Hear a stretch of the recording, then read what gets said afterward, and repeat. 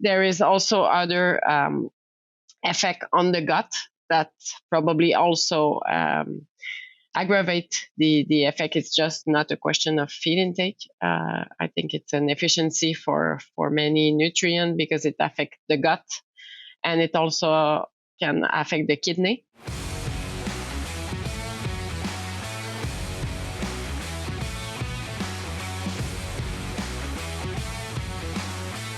Well, welcome to Swine podcast show Canada, and my name is 𝗟𝗶𝘀𝗃, and I'm dedicated to bring you the latest insights with a selection of wonderful guests.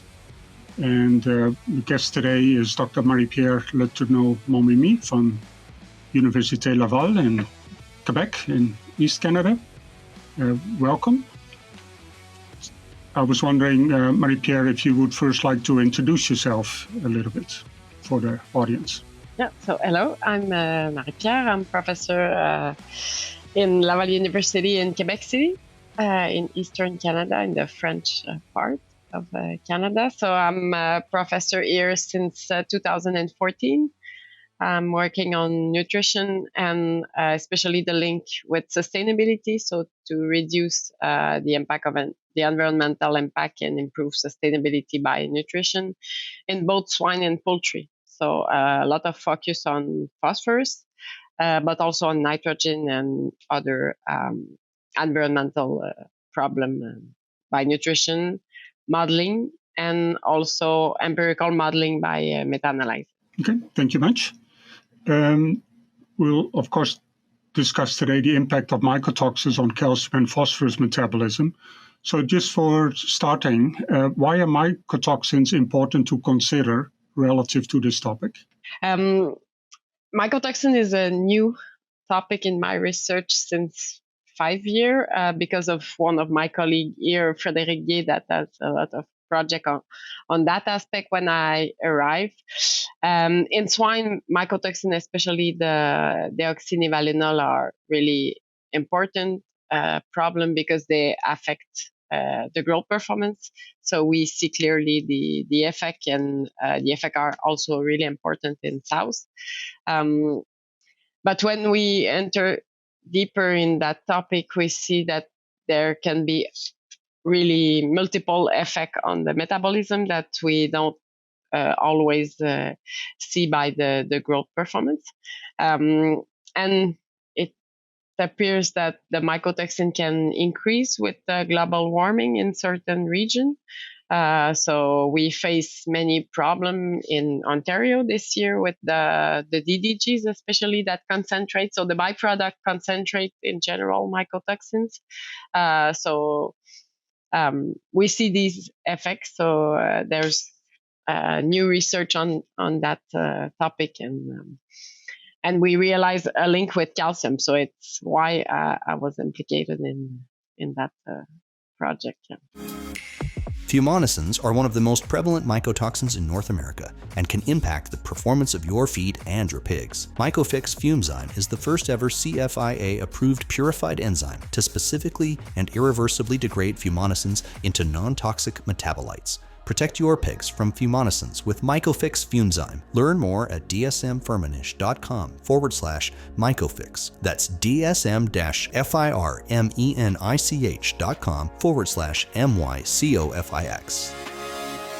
So then, relative to vomitoxin, as we would call it, just to make it easier for me, is there any issue for Quebec swine producers as well because of the crops that they grow there? Yes, as an example, we face some problem of to have phosphate for the moment, and they try to replace with 𝗍𝗃𝗃s, but they are contaminated. Not that much, but this they are not sure that they can do this because there is a little contamination. But so we see this problem for the moment. There's more in the byproduct than in the corn. So when you then look at vomitoxin, what is the impact of this mycotoxin on pigs? The main impact seems to be the feed intake. So they will reduce the impact that we see. They will reduce the feed intake, and then this will affect the gain by the reduction of feed intake. But there is also other effect on the gut that probably also aggravate the effect. It's just not a question of feed intake. I think it's an efficiency for many nutrients because it affects the gut, and it also can affect the kidney, which is important for some of the nutrients. Yep. So what would then be some of the effects of vomitoxin on the gut itself? Yeah. What we realize in our study, so the story begins with one of the students you have in your lab during the PhD on the vomitoxin. They look at different type of binder, and they have put the pigs in metabolic crate to look at the nitrogen efficiency to better understand especially this effect on efficiency. And they also measure calcium and phosphorus digestibility. And the results were really strange. So a really large increase of calcium digestibility by about 20 or 30 points, which is a bit amazing for calcium. So we begin to try to understand this effect. And one of the effect on the gut seems to be affecting the gut permeability, probably because of lesion, and this has been demonstrated also by the teams of 𝗽𝗹𝘁𝗼𝗲 in France, where they look at 𝗽𝗃. So it seems that it affects the gut permeability, and calcium can enter by the passive absorption. So we have showed this with the 𝗽𝗃 and continue to study this aspect. So I think it affects the gut permeability. Permeability. Yeah, and probably also affect the protein that transport the mineral and other amino acid, and can affect really the gut membrane. Now, you also mentioned the kidney. So what is happening in the kidney relative to mycotoxins? It looks like dysfunction. There is not a lot of literature on that in swine, but in poultry there is a lot with aflatoxin, especially, that really affect the kidney, and then affect they relate this affection of the kidney to some bone problem in broilers. So although in general broilers are less sensitive to mycotoxin except the aflatoxin, but either without any effect on growth performance. So you observed an increase in calcium digestibility in the gut relative to permeability. What is happening with phosphorus then at the same time relative to digestibility? Phosphorus was also increased, but not that much, but it was increased. And so based on these results, we have conducted a PhD on that topic. We also look at vitamin D, because if it affects calcium, vitamin D can be interesting to understand or to cope with the effect of mycotoxin. And we confirm this higher effect of calcium, but an effect on phosphorus. And we confirm that it can increase bone mineralization. So this improved absorption can increase bone mineralization. So at the first trial seems interesting as a result. So we redo the trial. Were mainly in piglets because it's simple to have. We use natural contaminated grain. So in growing finishing pigs, we need a lot. So it's complicated to do the experiment. So we focus on the piglets. And in the second experiment, the period where they received the vomitoxin was longer, and we obtained the opposite effect. So a decrease of the bone mineralization. And in that trial, we also measured the activity of the active transport in the gut, because calcium is absorbed and phosphorus is the same, both by passive and active absorption. So we have looked at the gene implicated in the active absorption in the gut, in the kidney, in the bone. And doing all these trials, our understanding for the moment is that the DUN will increase the gut permeability and the calcium can enter. So this is interesting because it looks like calcium can be really absorbed by passive absorption, on the opposite of phosphorus. And we think that the pigs react because calcium is tightly regulated. So if you have a large excess of calcium, there will be an hormone that is the calcitonin that will downregulate. So its action is to try to reduce the intestinal absorption, to excrete the calcium in the urine, and also to block the bone resorption. We have measured some of the gene related to that, and it seems that it's what happened. And we also, the last experiment we did, we gave the vomitoxin during, I think, 14 days and stop and give them a normal diet with calcium, phosphorus, and after 14 days or 21, we have DEXA scan the pigs to look at their bone. So we anesthetize the animal and we look at their bone deposition. And the one that have received the low calcium with the DUN can never cope. Their bone mineralization was really low in comparison to the other group. So this is, I think, an important result. And this was at 2 ppm, so no effect on growth performance, but we have an important effect on the bone. So when you then look at the studies and you compare your treatments, were you also able to get like plasma or blood analysis of calcium, and if so, how does that look like? And were you also able to look at some of those hormones, like you mentioned, calcitonin or calcitriol or parathyroid hormone, and see if those hormones play a role? They are really difficult to analyze in the blood. We never succeed with PTH. I did it in France. We did it. A colleague, Tom Crenshaw, is able in Wisconsin, but it's really variable. So you need to have really large difference to be able to, because probably the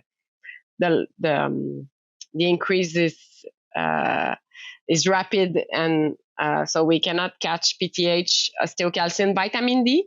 What we observe with the DUN, it's that the 25-OH is reduced, so significantly. So this makes sense with the calcitonin. So it reduced the vitamin D status. And when we give vitamin D, we cannot, we don't have any effect on the bone.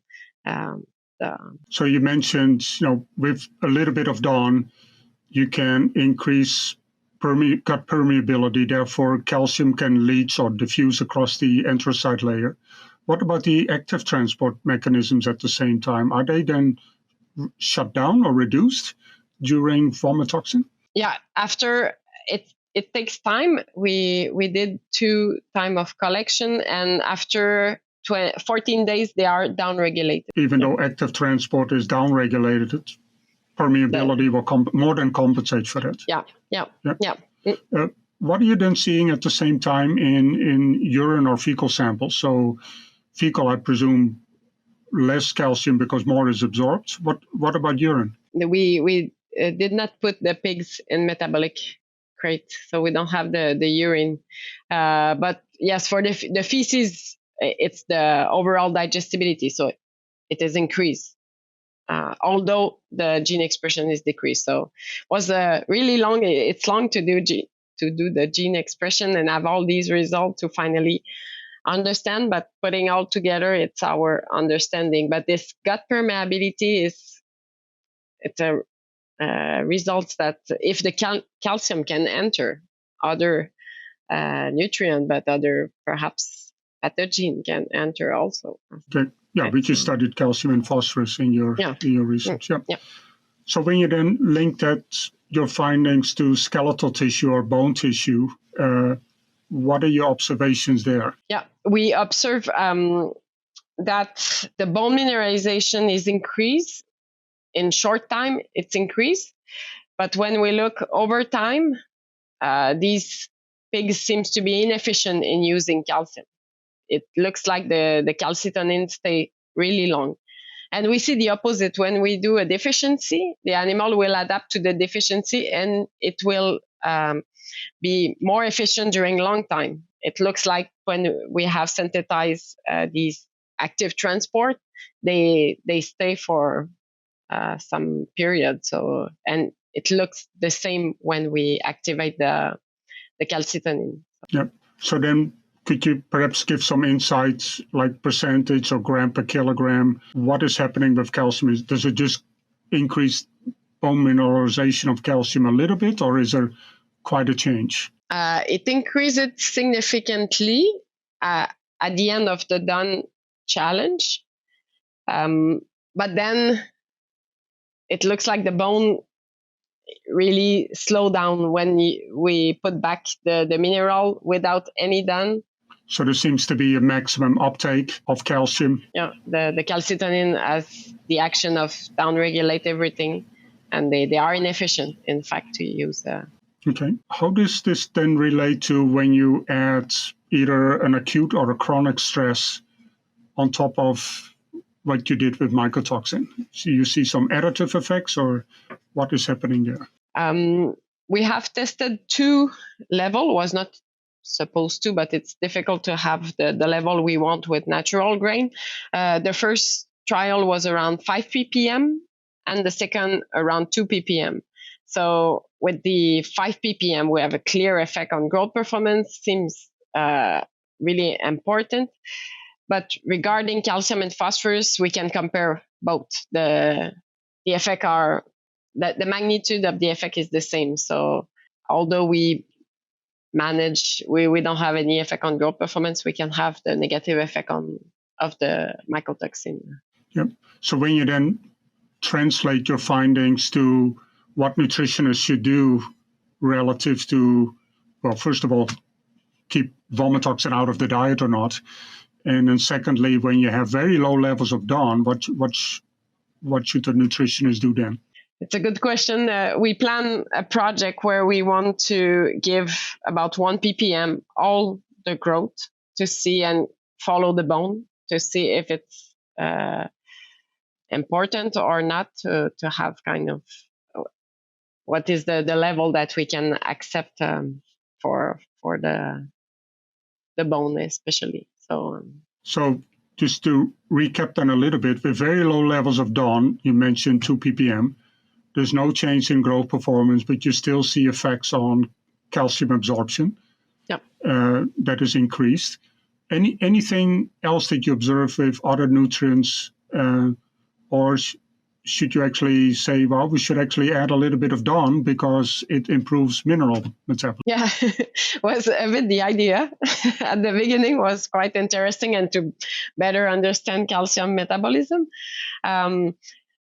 I don't know if after we look at the bone 21 days after the done. So will the piglet will recover after, or this will be a point to look at.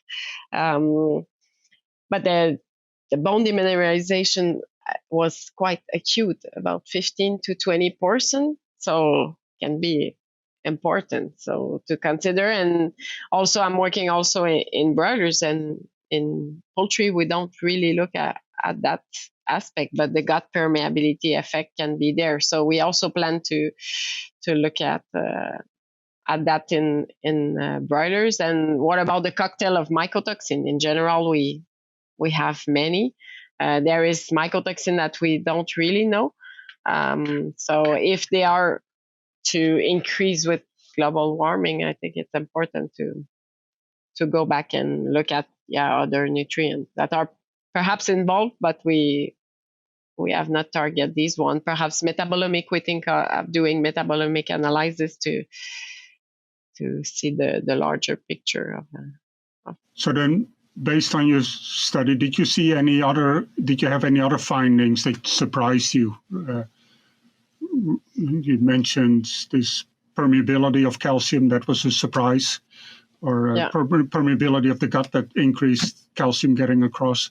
Was there any other finding that surprised you in this work?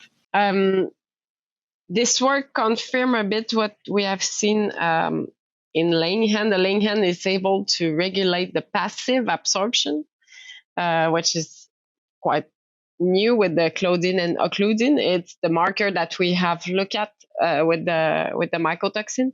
And we don't have a clear view about passive and active, the proportion. It's always difficult to measure that. So this is an interesting point, that calcium seems to be more absorbed by passive than phosphorus, which is interesting. And I was really surprised by what we have done to better understand the last trial was normal calcium, low calcium, with or without DUN.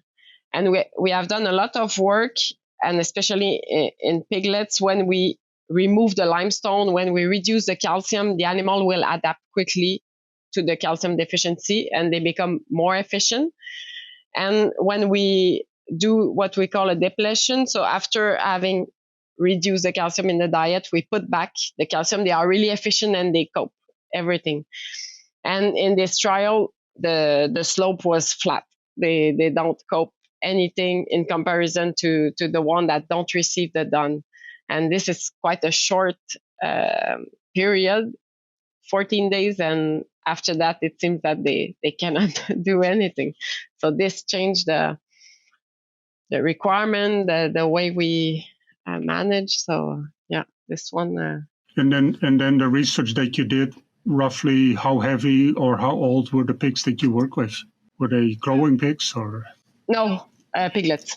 All with piglets, because of difficulty to have natural mycotoxin versus synthetic. We want to work with natural. So. Okay.